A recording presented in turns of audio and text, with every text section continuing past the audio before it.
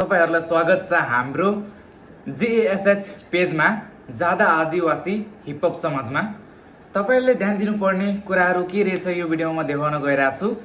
यदि तपाईले भिडियो हाल्दै हुनुहुन्छ हामीलाई त्यसमा चाहिँ के गर्नुपर्छ, के नोटिस छ, कसले कस्तो पुरस्कार पाउँछ त्यसको लागि चाहिँ लास्टसम्म हेर्दिनु होला। यो भिडियो चाहिँ हाम्रो आवाज हाम्रो पहिचान जादा आदिवासी हिपहप समाजबाट हो। सम्पूर्ण सन्थाली तथा आदिवासी दाजुभाइ तथा दिदी बहिनीलाई नमस्कार। जेएसएच जादा आदिवासी हिपहप समाजको स्थापना सन्थाली हिपहपलाई अगाडि बढाउने तथा प्रतिभाशाली र्यापरहरूलाई अवसर दिने र उनीहरूको आवाजलाई धेरै दर्शकसम्म पुर्याउने उद्देश्यले गरिएको हो। यदि तपाईसँग प्रतिभा छ भने जेएसएच तपाईको आवाजलाई धेरै मानिसहरूसम्म पुर्याउने एउटा साझा मञ्च बन्न चाहन्छ। हाम्रो उद्देश्यहरू के रहेछन् भन्दाखेरि नम्बर 1 मा नयाँ तथा प्रतिभाशाली र्यापरहरूलाई अवसर प्रदान गर्नु। नम्बर 2 सन्थाली हिपहपलाई अगाडि बढाउनु। नम्बर 3 कलाकारहरूलाई आफ्नो प्रतिभा प्रदर्शन गर्ने मञ्च उपलब्ध गराउनु।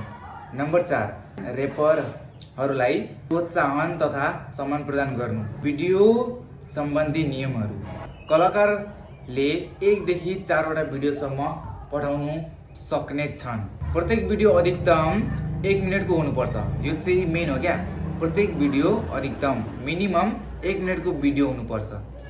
भिडियोमा प्रयोग गरिएको बिट म्युजिक नन कपिराइट वा प्रयोग गर्न अनुमति प्राप्त भएको हुनुपर्नेछ। यदि तपाईले ब्याकग्राउन्डमा के म्युजिक युज गर्नु भएको छ भने त्यसमा चाहिँ नन कपिराइट हुनुपर्ने। भिडियो कलाकारको आफ्नै प्रस्तुति हुनुपर्नेछ। यदि तपाईलाई र्याप गर्नु भएको छ भने त्यो भिडियो तपाईकै हुनु पर्यो, अरूको हुनु भएन। पठाइएका भिडियोहरू जेएसएच को आधिकारिक युट्युब च्यानल, फेसबुक पेज तथा इन्स्टाग्राम पेजमा प्रकाशित गरिनेछ। जेएसएच हाम्रो युट्युब च्यानल पनि छ, फेसबुक पेज तथा इन्स्टाग्राम पेज पनि छ है, त्यसमा सम्पर्क गर्न सक्नुहुन्छ। भ्यू गणना प्रणाली भन्नाले भ्यू काउन्ट सिस्टम केवल जेएसएच को आधिकारिक युट्युब च्यानलमा प्राप्त भ्यूज मात्र गणना गर्नेछ। भन्नाले युट्युब च्यानलमा जति भ्यू छ नि त्यो मात्रै काउन्ट हुन्छ। फेसबुक, इन्स्टाग्राम वा अन्य प्लेटफर्मका भ्यू, लाइक्स, कमेन्ट, सेयर गणनामा समावेश गर्ने छैन।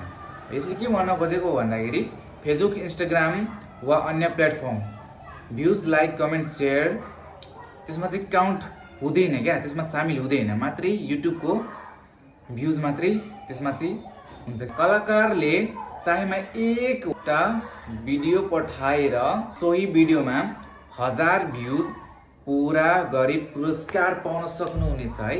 कलाकारले चाहेमा 4 वटा भिडियोसम्म एकै पटक एल्बम स्टाइल पठाउन सक्नेछ।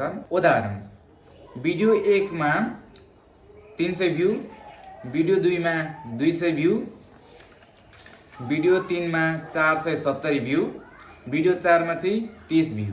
टोटल भ्यूज भनेको 1000 हुनुपर्ने छ। यस अवस्थामा कलाकारले रु 500 पुरस्कार प्राप्त गर्न सकिनेछ। एकवटा भिडियो होस् वा 4 वटा भिडियो जोडेर होस्, कुल 1000 भ्यूज पुगेपछि मात्र प्रदान गरिनेछ। पुरस्कार प्राप्त गरिसकेपछि सो भिडियो वा एल्बमको भ्यूज पुनः गणना गरिने छैन।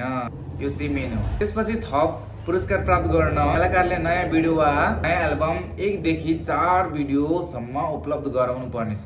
आचार संहिता जातीय, धार्मिक वा व्यक्तिगत घृणा फैलाउने सामग्री स्वीकार गरिने छैन। कसैले अपमान, धम्की वा अनावश्यक विवाद सिर्जना गर्ने सामग्री निषेध हुनेछ। अश्लील वा कानुनी विपरीत सामग्री स्वीकार गर्ने छैन। सम्मानजनक र जिम्मेवार प्रस्तुति अपेक्षा गरिन्छ। जेएसएच रिवार्ड प्रोग्राममा हाम्रो कुल 1000 युट्युब भ्यूज हुनुपर्ने छ इज इक्वल टु 500 पुरस्कार। एक भिडियोको 1000 भ्यूज भन्नाले 1000 पुगे पनि रु 500 भेटिनेछ। वा 4 भिडियोसम्मको भ्यूज जोडेर 1000 पुगे पनि रु 500। 1000 भ्यूज भन्दा माथि थप भ्यूज आए पनि सो भिडियो वा एल्बमका लागि थप पुरस्कार प्रदान गरिने छैन। अर्को पुरस्कार प्राप्त गर्न नयाँ भिडियो वा नयाँ एल्बम उपलब्ध गराउनु पर्नेछ। पुरस्कार ई-सेवा वा ब्याङ्क ट्रान्सफर मार्फत प्रदान गरिनेछ। यदि तपाईले भिडियो पढाउनु हुँदैछ भने चाहिँ त्यसमा ध्यान दिनुपर्ने कुराहरू के रहेछ। नम्बर 1 अडियो स्पष्ट हुनुपर्छ।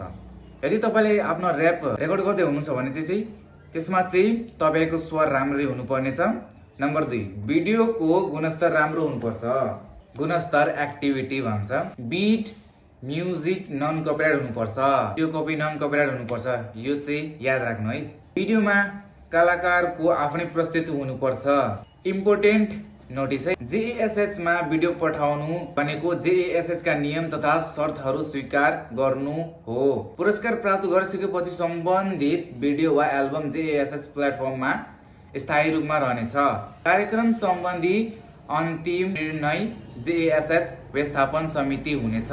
म चाहिँ अहिले वाट्सएप नम्बर त्यहाँ स्क्रिनमा दिन्छु होइन, त्यसमै अनि त्यसमा हजुरले चाहिँ कन्ट्याक्ट गर्न सक्नुहुन्छ हामीलाई। फेसबुक पेज फलो गर्नु पर्ने हुन्छ है, त्यो चाहिँ कम्पलसरी हो। फलो गर्नु हो भने चाहिँ हजुरकै लागि राम्रो हो। इन्स्टाग्राम फलो गर्नुपर्ने हुन्छ। युट्युब च्यानल सब्सक्राइब गर्नुपर्ने हुन्छ। जेएसएच जादा आदिवासी हिपहप समाज, हाम्रो आवाज हाम्रो पहिचान। धन्यवाद।